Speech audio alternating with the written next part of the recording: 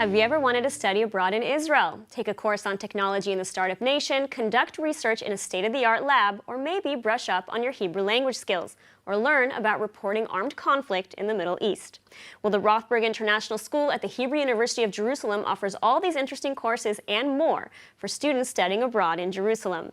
This unique study abroad program provides students the opportunity to study with top educators, experience what Israel has to offer through exciting field trips around the country, and especially let students experience Jerusalem, a city that fuses history, archaeology, and religion with modernity and vibrant nightlife.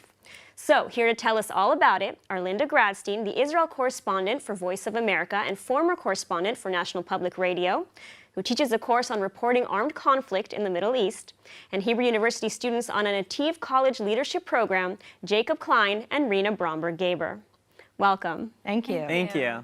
So Linda, let's start with you. Can you tell us a little bit about this course that you teach? It sounds like an incredible opportunity for anyone who's interested in a career in journalism. Well, it's fun. I mean, journalism is not rocket science. It's a craft, and it's a craft that you can learn. So the way that I teach it is very much based on doing journalism rather than learning about journalism. So the students from the very first day learn how to do interviews, learn how to do research for a journalistic story.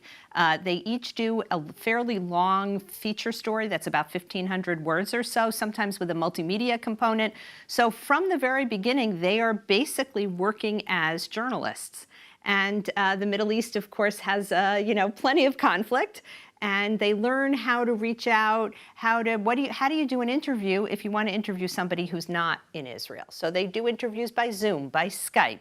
Some of them have a journalism background, some of them come without having done journalism ever. And it's interesting, sometimes the interviews are a little challenging for them because you have to kind of go out of your comfort zone. So for example, this year I told them to interview a protester from the Prime Minister's office. And they said, well, we're not supposed to go to protests. I said, okay, then go a couple of blocks away and find a protester. And some of them came back really jazzed up. And that's really fun for me, is when you see students who are a little bit shy or who, and it's a way for them as well to kind of connect with Israeli society because they interview people, they go out and they do things that they wouldn't normally do. So it's getting them out of their comfort zone. And then what do you do with those interviews? How do you construct a story? Some of the students will get their work published, which is really exciting. So it's just it's really fun. I love journalism. I've been a journalist for many years, and I really find that teaching the students gives me energy for my own reporting work and having them get excited about journalism. Great. And how does the city of Jerusalem, how is it relevant for this course? Well, the city of Jerusalem is our backdrop. I mean, Jerusalem is a wonderful place, and it's a place also of conflict. So the idea, one of the things that's very important to me is that on any story that the students do, that they get both sides. Right, and that or sometimes 3 sides or 4 sides. And, in Jerusalem, we have a population of Jews, Christians, Muslims. We have, the Israeli-Palestinian conflict, if that's what you want to focus on. The ultra-Orthodox secular conflict, if that's what you want to focus on. Jerusalem is an amazing city, and it's also a city of many conflicts. So we really use Jerusalem as a laboratory for how do you cover conflict, how do you develop sources. Often on a given conflict, it's very easy to get sources on one side and much more challenging to get sources on another side. How do you do that? What if you can't get anyone to talk to you? What if you can't get ultra-Orthodox to talk to you? How do you deal with those situations? So it's a very much hands-on, and every couple of weeks I have the students report in, which interviews have you done? Who did you speak to? What do you do if someone doesn't get back to you? How do you nudge them along? All of those things. Great. So Jacob and Reena, turning to you, why did you decide to take this specific course, and why did you decide to study in Jerusalem? Well, the course spoke out to me initially because my friends had attended the first session and raved about what the class sounded like and the fact that they would get to speak to real, Israelis in different conflicts, get a grasp on what's actually happening in the area we're in. It felt like a great way for me to learn more about the place I'm in. I wanted to come to Israel because I wanted to experience life in a new place. I've grown up in the same place for 18 years. I want to get a different perspective.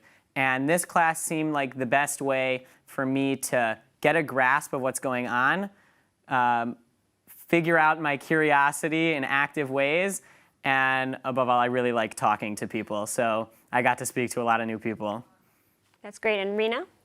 I've been obsessed with journalism probably since 3rd grade. And since everyone has started, in the last couple of years of high school, since everyone started asking me what I wanted to be when I grew up, the answer really became journalism probably in 10th grade. And the opportunity to take basically my first real class about journalism and about how to be a journalist. And since I had the opportunity to take it, it was really, really exciting to have that. And what made you guys want to come study in Jerusalem specifically? I've been to Israel a few times on family trips and a few very touristy shorter trips. And I love Israel, and I love Jerusalem. I think when I'm in Jerusalem, I'm probably the best version of myself. I'm the happiest and the most like at home and calm and comfortable. And to study and live and work here was something that I couldn't pass up. And especially the people. I think Jerusalem is a great example of the whole country, the whole area. We are currently staying a block from the old city, where you have so many different religions, races, people, communities coming together. And so to be in Jerusalem, learning about these things, I have access to so many different communities that I can get to know. And so being here, I felt I could take advantage of being in Israel the easiest, especially being in the center of the country, but more so, I feel like there are pockets of all of the aspects of Israel within Jerusalem as a whole. So if I wanted to, instead of driving 4 hours up north, I'm sure there's a community that really resembles that right in Jerusalem. And I think it's a broader spectrum here. And let's focus on the class. What did you like most about the course with Linda? Well, I love that we got to actually go out and do things. You know, it wasn't just confined to the class. It wasn't just learning in class and then studying once we leave class. It was learning in class on how to do specific exercises and then going out and doing them. You know, how do you formulate questions for an interview? How do you network and find those people? And then you leave class and you go out and do those things. You have to ask your classmates, ask your family, do you know people in these communities that I can speak to? And then, you know, your email skills get really good, and coordinating and planning and actually going out and stepping out of your comfort zone to conduct those interviews.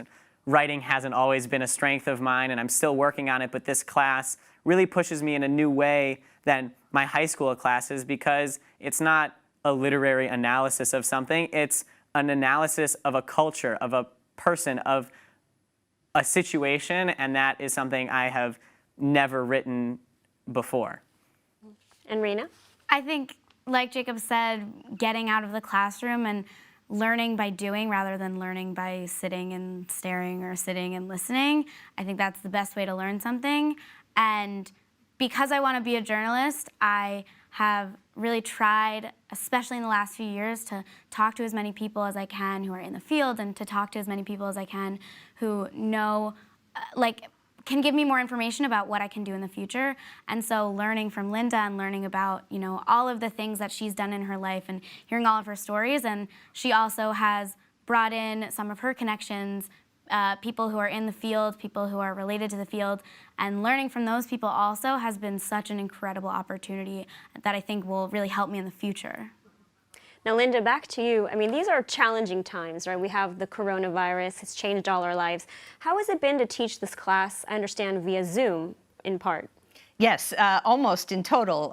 In fact, this semester has really been challenging and unique, and I very much like Jacob, I like interacting with people, and I like doing a lot of class discussion, and I was a bit nervous with Zoom. How do you really get a discussion going? How do you keep the students engaged? So first of all, I have a lot of energy, and so I really tried to kind of keep the class moving. Secondly, I tried to say, how can I use Zoom positively? So in this case, for example, I always try to bring my friends into the class to speak. And here, I could say, for example, two of the recent guests we had. One is a Palestinian from Gaza named Rami Aman, who's a peace activist and just got out of jail. He was in a Hamas jail for 6 months, and we were, in fact, the first group that he met with after, or that he spoke to. And the students can't go to Gaza, and so it brought them a perspective. And then just yesterday, we had a woman who is a teacher who lives on the Gaza border in a kibbutz, talking about what is it like to live on the Gaza border. Now, I could have perhaps gotten her to come, but it would have been a big imposition on her time, and instead it was half an hour. So I tried to use Zoom to give the students a broad range of perspectives. But I understand, and from hearing from Jacob and Reena, you also did have the opportunity to go out into the field. We did. We had an opportunity to go out into the field. We did what's called a dual narrative tour. There's an organization called Mejdi Tours that organizes tours of dual narratives. So we had an Israeli tour guide and a Palestinian tour guide. And we would go to a place in the old city of Jerusalem, and we would hear about it from the Israeli perspective, and we would hear about it from the Palestinian perspective. And we even had an opportunity to go onto the Temple Mount. So I think it was the first time we had all met. So, for example, one of my students is really tall, and I had no idea. And I said, "You're so tall."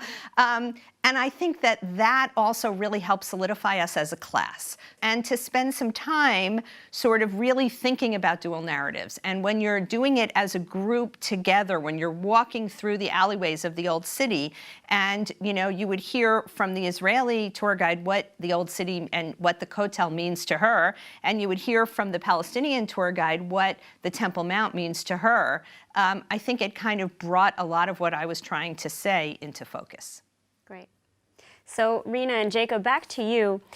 We heard a little bit about your experiences of life in Jerusalem within the framework of the course, but I'm curious to hear about life in Jerusalem outside the classroom, the nightlife, the food. Can you tell us a little bit about that? It has been incredible. We've been in Jerusalem for, I think, like 4 months at this point, and it's been amazing. There was one day where I didn't really have a lot of homework in the afternoon, and a few friends and I walked, I think we probably walked 4 miles. We went from where we live to all the way to the Knesset and to this beautiful rose garden, and we experienced like the first rain that any of us had ever had in Israel, because we've only gone really on like summer programs and stuff. And I've spent so much time in the old city and seen all of the ancient sites that our ancestors have been in, and the food is incredible. Food's so good. I have my favorite falafel place, and I have the place that I like to go when I need a smoothie or I need ice cream. And you need these things. Yes, absolutely. We need ice cream. And I like have really been able to know my way around Jerusalem. I know how to get to all of the different places that I want to, which is really awesome, because like my mom will talk about this site that she saw when she was a junior abroad in college, and I'll be able to know exactly what she's talking about, exactly what that experience is like, which is really amazing. Like Reena said, exploring is just about the best thing in Jerusalem, right behind food. The food is so good here.